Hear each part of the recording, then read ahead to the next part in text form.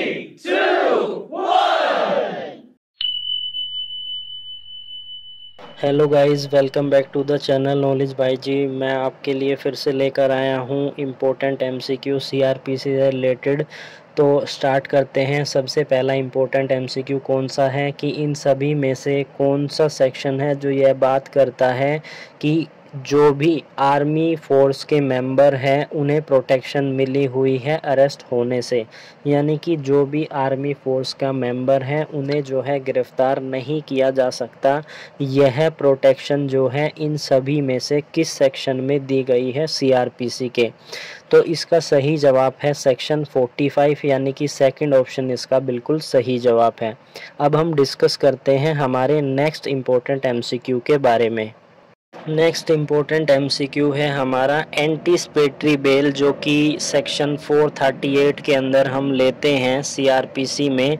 यह ग्रांट की जाती है किसके द्वारा, किस कोर्ट के द्वारा? क्या ये मेट्रोपॉलिटन मजिस्ट्रेट के द्वारा ग्रांट की जाती है, सेशन कोर्ट के द्वारा ग्रांट की जाती है, हाई कोर्ट के द्वारा ग्रांट की जाती है, या फिर सेशन कोर्ट और हाई कोर्ट इन दोनों के द्वारा ग्रांट की जा सकती है?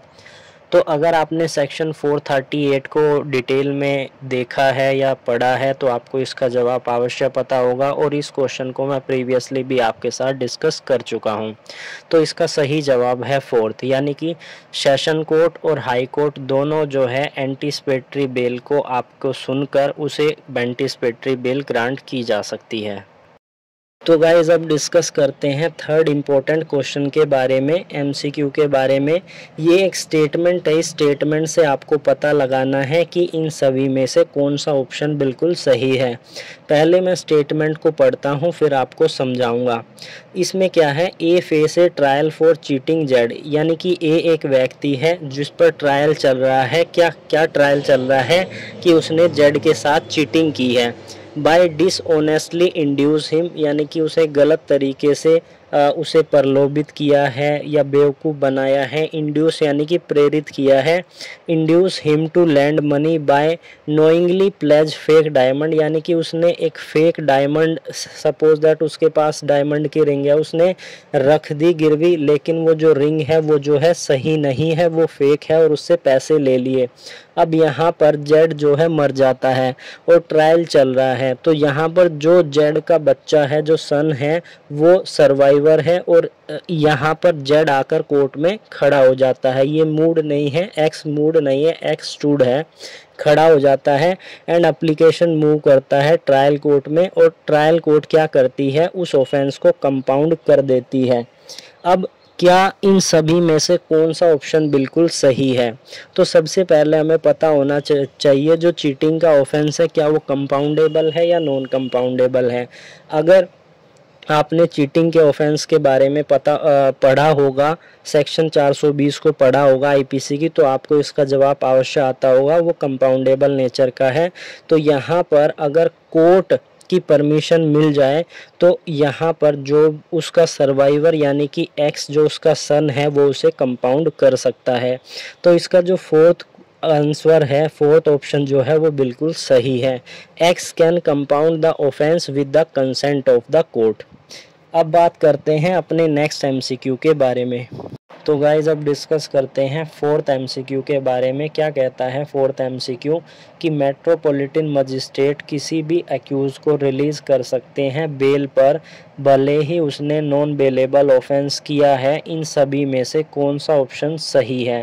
पहला ऑप्शन यह कहता है कि यह पर्याप्त ग्राउंड है विश्वास करने के लिए कि जो उसने अपराध किया है उसकी सज़ा या तो लाइफ इम्प्रिजमेंट है या फिर डेथ पेनल्टी है, यानी मृत्युदंड और आजीवन कारावास। सेकंड ऑप्शन क्या कहता है, यह रीजनेबल ग्राउंड है विश्वास करने के लिए कि उसने कोई कॉग्निजेबल ऑफेंस किया है और वो प्रीवियसली भी कन्विक्टेड है किसी ऑफेंस के लिए जिसकी सज़ा 7 साल से ज़्यादा है। थर्ड ऑप्शन कहता है ऑल ऑफ द अबो, यानी ऊपर के दोनों। फोर्थ ऑप्शन कहता है नॉन ऑफ द अबो, ऊपर में से कोई भी नहीं। इसमें से थर्ड ऑप्शन बिल्कुल सही जवाब है। तो गाइज़ अब डिस्कस करते हैं आज की इम्पोर्टेंट सेक्शन के बारे में। आज की इम्पोर्टेंट सेक्शन है हमारी सेक्शन 437, जो कि बेल के पर्पस के लिए काफ़ी इम्पोर्टेंट सेक्शन है। यानी कि ये सेक्शन क्या कहती है कि जब आप कोई ऐसा अपराध करते हैं जो गैर जमानती अपराध है, तो ऐसे में आप बेल ले सकते हैं इस सेक्शन के अनुसार, सेक्शन 437 के अनुसार। यह जो सेक्शन है ये काफ़ी लंबी है, तो इसको पार्ट में हम समझेंगे ताकि आपको हर एक कंसेप्ट अच्छे से समझ में आ जाए। बात करते हैं सबसे पहले सब सेक्शन के बारे में। क्या कहता है कि जब भी कोई भी पर्सन जो कि एक्यूज्ड है या फिर उसने कोई नॉन बेलेबल ऑफेंस किया है, गैर जमानती अपराध किया है, और उस अपराध में उसे अरेस्ट किया गया है पुलिस ऑफिसर के द्वारा, और पुलिस ऑफिसर उसे लेकर आते हैं कोर्ट के समक्ष, और वो कोर्ट कौन सी नहीं है, या तो हाई कोर्ट या कोर्ट ऑफ सेशन नहीं है, तो ऐसे में वो बेल पर रिलीज़ हो सकते हैं। लेकिन यहाँ पर कुछ कंडीशन है, उनको ध्यान में रखना होगा। क्या क्या कंडीशन है उनके बारे में भी बात कर लेते हैं। पहली कंडीशन क्या है कि it shall not be so release if there appearance reasonably ground to be believe that he has been guilty of an offence punishable with death और लाइफ इम्प्रिजमेंट। यानी कि वो व्यक्ति, उसने कोई ऐसा अपराध किया है जिसकी सज़ा मृत्युदंड या फिर आजीवन कारावास है, तो तब उसको बेल पर रिलीज़ नहीं किया जाएगा। सेकंड ऑप्शन क्या कहता है कि such person shall not be so release if such offence is a cognizable offence और he has been previously convicted of an offense punishable with death, life imprisonment or imprisonment for 7 years or more। यानी कि जब भी किसी व्यक्ति ने कोई ऐसा अपराध किया है, या तो वो गंभीर प्रवृत्ति का अपराध है जिसे हम संज्ञेय अपराध कॉग्निजेबल ऑफेंस कहते हैं, या उसने पहले भी ऐसे अपराध किए हैं, या उसने कोई ऐसा अपराध किया है जिसकी सज़ा 7 साल या उससे ज़्यादा है, तो ऐसे केस में उसको बेल नहीं मिलेगी गैर जमानती अपराध के केस में। अब बात करते हैं इसके आगे के पॉइंट के बारे में। हमें इस सेक्शन में प्रोवाइजियो देखने को मिलेंगे। सबसे पहला प्रोवाइजियो क्या कहता है कि आपको बेल मिल सकती है अगर ऑफेंस किया गया है 16 साल के एज के अंडर के किसी भी बच्चे के द्वारा, या कोई वुमेन है उसने कोई अपराध किया है, या वो बीमार है, या फिर वो काफ़ी कमज़ोर है, तो ऐसे में बेल ग्रांट की जा सकती है। सेकंड प्रोवाइजियो क्या कहता है कि बेल आपको तब भी ग्रांट की जा सकती है जब आप एक पर्याप्त कारण बता दो कि क्यों आपको बेल ग्रांट की जानी चाहिए। और अगला प्रोवाइजियो क्या कहता है कि एक्यूज को बेल तब भी ग्रांट की जा सकती है जब वो कोर्ट में यह प्रूफ कर दे कि इन्वेस्टिगेशन पर्पस के लिए या विटनेस के पर्पस के लिए किसी भी तरीके से एक्यूज़ की ज़रूरत नहीं है पुलिस को इन्वेस्टिगेशन पर्पस के लिए, तो यहाँ पर जो एक्यूज्ड है बेल लेने का हकदार है, और वो यहाँ पर यह अंडरटेकिंग देता है कि मैं जो भी कंडीशन लगाई जाएगी बेल के संबंध में उन सभी कंडीशन का पालन करूँगा। अब बात करते हैं नेक्स्ट प्रोवाइजियो के बारे में। नेक्स्ट प्रोवाइजियो यह कहता है कि जब भी कोई भी अपराधी जिसने कोई ऑफेंस किया है और वो बेल लेने के लिए आ रहा है और उसने अपराध किया है जिसकी सज़ा मृत्युदंड, आजीवन कारावास या 7 साल से ज़्यादा है, तो ऐसे में बिना पब्लिक प्रोसिक्यूटर को अपॉर्चुनिटी दिए हम जो है बेल ग्रांट नहीं कर सकते हैं।